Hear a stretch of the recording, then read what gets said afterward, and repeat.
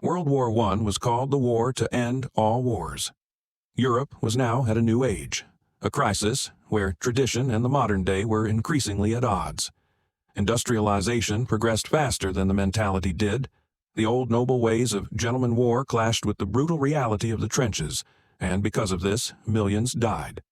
World War I was the war to end them all because this was the last time the old European ideals would fight, the last time monarchies would reign, for whom won and lost. New ideas replaced them for this industrial world, like fascism and communism.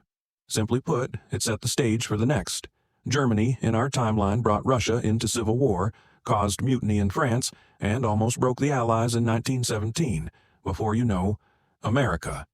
It was just by bad decisions that we saw a 20th century of American ascendance, when it easily could have become the German century. Only, question is, what would this look like? What if, in an alternate timeline, Germany and the Central Powers won World War I? Let's go back to 1914, with the assassination of Austrian royalty Franz Ferdinand.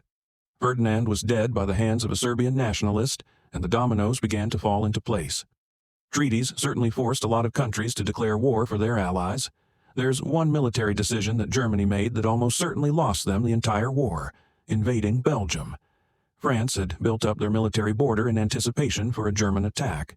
Germany, however, had a plan, the Schlieffen Plan: bypass the French defenses on the border by invading through Belgium, which was undefended. By going around this meat grinder, the Germans would have easy access to Paris. Well, that's not so bad. Belgium's tiny. They can't defend themselves. But Germany ignored that Belgium had one key friend, the British. And the British had one single condition that it stressed shouldn't be violated: don't violate Belgian neutrality. Germany, in oppression fashion, believed more in military action than diplomatic consequences, and marched in anyway. It was this single act that brought on the wrath of the British Empire, redefining the absolute scale this war would be fought on. The British would block German ports and cut the transatlantic cable between the United States and Germany. In this alternate timeline for Germany to not lose the war, one major step is, it simply doesn't invade Belgium. By doing this, Germany avoids immediate conflict with Britain. Now, this doesn't guarantee the Brits would stay out of it. Keep in mind the Central Power victory would cement German dominance in Europe, and we can't have that. But, without a provocation though, this would buy Germany enough time to gain a major advantage over France, even if it was a year before Britain entered. It was 4 years of trench warfare between the British and French combined against Germany alone. France alone wouldn't even have the population to sustain a German offensive. So, in this alternate timeline, Germany's military keeps France at bay through a small border they share at Alsace-Lorraine, while the majority of their forces fully mobilized against Russia, aiding their Austrian allies. Whether or not this alternate strategy would work, who knows, but it does solve the whole keep Britain out of the war thing. No matter what German military strategy is, resentment is still ensured against the Tsar. Revolution can still undermine the Russian war effort, like in our timeline, and force the Russians to negotiate. I'll focus on this aspect in a bit. The German forces on the Eastern Front now come to the west. Millions of troops fighting in a small area until one side finally breaks, and without Britain, that side is most likely France. Germany then invades. In our timeline, Germany almost destroyed the French defense in 1917 before the Americans arrived, so it wouldn't be long before the French simply can't defend themselves and are pushed back. Soon, Paris falls. The war in the West and the East is officially over. Both sides tried to fight Germany and lost. Would Britain just sit back and allow Germany to beat two nations in war, achieving complete dominance over mainland Europe? Probably not. They declare war. It's unlikely, however, that they'd win, as the British were the masters of the sea, the Germans were the dominant military of the land. It's doubtful Britain alone could put a dent in the German occupation. America would simply stay out of the war.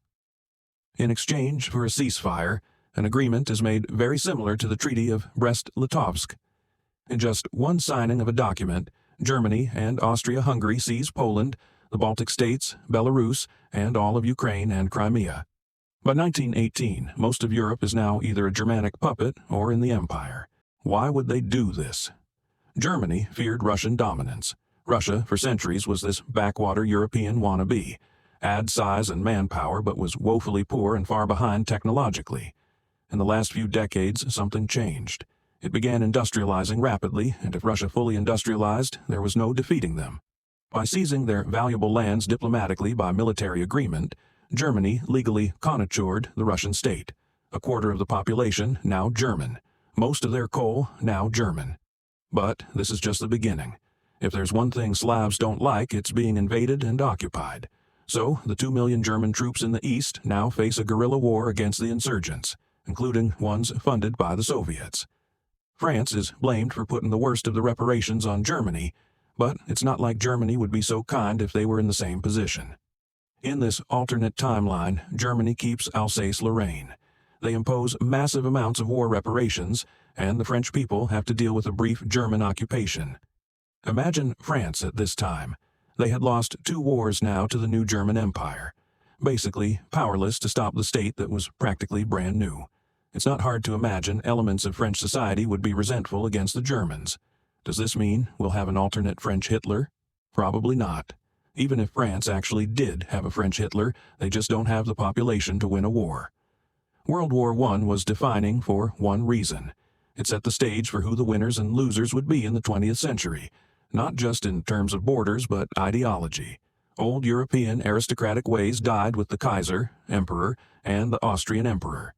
Don't think Germany and Austria expand monarchies to France or make the king a new power or in Britain, but they do send a message that old European aristocracy and nobility is still relevant.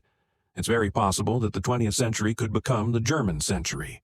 The Germans wanted an economic union that united all people of Europe around Germany. Without the rise of the Nazis, intellectuals, including people like Albert Einstein, continue their scientific endeavors inside Germany. However, we're just getting started. The Central Powers have established themselves as victors in this war. What matters is how they use this victory. This, however, is one scenario.